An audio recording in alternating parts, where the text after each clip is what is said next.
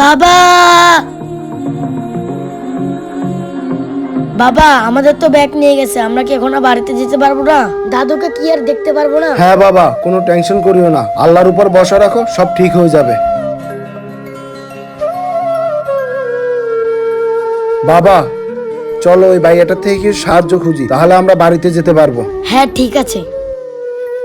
আসসালামু আলাইকুম ভাইয়া। ওয়ালাইকুম আসসালাম। ভাইয়া কিছু মনে না করলে একটা কথা বলবো? বলতে পারেন। ভাইয়া আমরা রাস্তায় হাঁটতেছিলাম, পিছন থেকে ছিনতাইকারী ব্যাগটা ছিনতাই করে নিয়ে গেছে, সব টাকা পয়সা ব্যাগে ছিল, সব নিয়ে গেছে। এখন আমরা বাড়িতে যেতে পারি না, আপনি যদি পারেন আমাকে কিছু টাকা সাহায্য করেন, আমি বাড়িতে গিয়ে টাকাটা আবার পাঠাই দিব। এভাবে তো টাকা দেওয়া যাবে না। ইয়ার আপনি আমাকে একটা কাজ করে দেন, আমার ওখানে একটা জায়গা আছে, ওটা পরিষ্কার করে দিবেন, তার বিনিময়ে টাকা দেওয়া হবে, ওই টাকা দিয়ে বাড়ি যেতে পারবেন। আচ্ছা ঠিক আছে, ওই জায়গাটা না? হ্যাঁ চলেন।